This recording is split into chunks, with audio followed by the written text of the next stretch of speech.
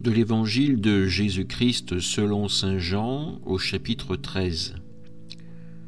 Au cours du dernier repas que Jésus prenait avec ses disciples, quand Judas fut sorti du cénacle, Jésus déclara : « Maintenant le Fils de l'homme est glorifié, et Dieu est glorifié en lui. Si Dieu est glorifié en lui, Dieu aussi le glorifiera, et il le glorifiera bientôt. Petits enfants, c'est pour peu de temps encore que je suis avec vous. Je vous donne un commandement nouveau, c'est de vous aimer les uns les autres. Comme je vous ai aimé, vous aussi, aimez-vous les uns les autres. À ceci, tous reconnaîtront que vous êtes mes disciples, si vous avez de l'amour les uns pour les autres. Acclamons la parole de Dieu. Aujourd'hui, l'évangile de saint Jean nous place au cœur du dernier repas de Jésus avec ses disciples. À la fois un moment d'intimité, mais aussi un moment de révélation. Jésus, conscient que son heure approche, livre un message essentiel. « Je vous donne un commandement nouveau, c'est de vous aimer les uns les autres. Comme je vous ai aimé, vous aussi, aimez-vous les uns les autres. » Ces paroles ne sont pas un simple conseil, mais un commandement, une exigence qui définit l'identité des disciples du Christ. L'amour sincère, celui que Jésus incarne, devient le signe distinctif de ceux qui le suivent. Pour mieux comprendre cet amour, permettez-moi de vous partager une petite histoire. Une histoire intitulée « L'amour et le temps ».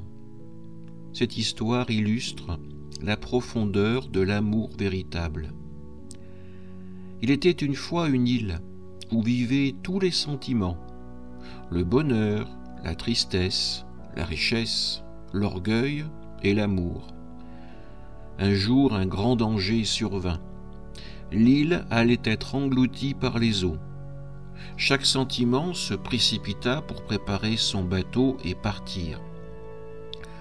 La richesse s'enfuit avec un navire chargé d'or, refusant d'aider l'amour, trop préoccupé à préserver ses trésors.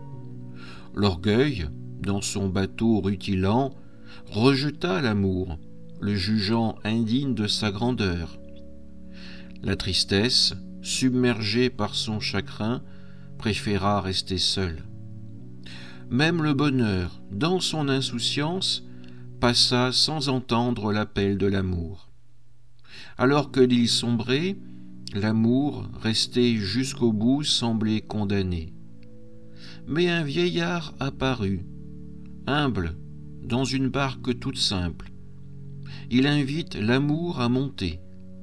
Sauvé, l'amour demande alors au savoir qui est ce sauveur. Le savoir répond « C'est le temps ». Car seul le temps peut comprendre la véritable valeur de l'amour. Ce conte est en lien avec l'évangile d'aujourd'hui.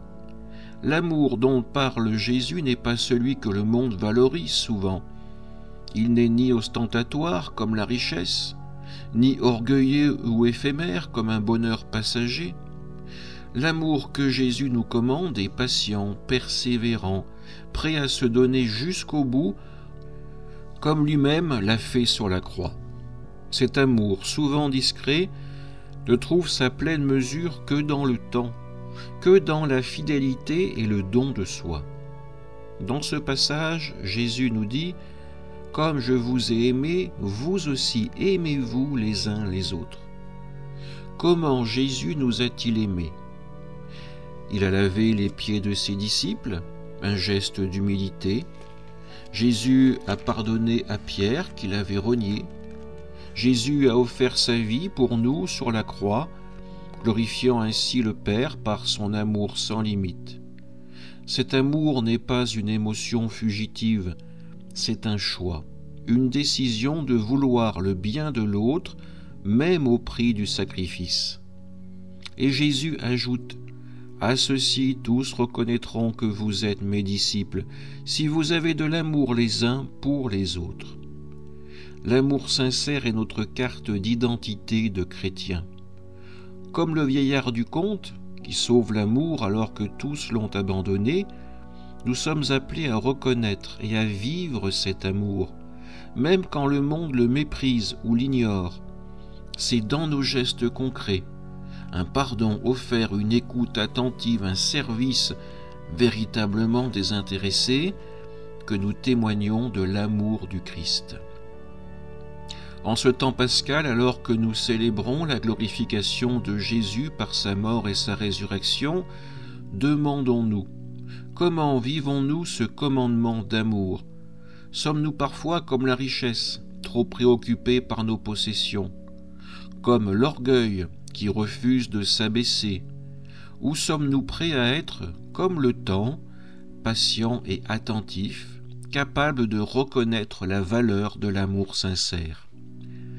Prions le Seigneur de nous donner la grâce de vivre cet amour, celui qui fait de nous de vrais disciples, que nos communautés, nos familles, nos lieux de travail deviennent ces lieux où l'on reconnaît les disciples du Christ à leur amour les uns pour les autres.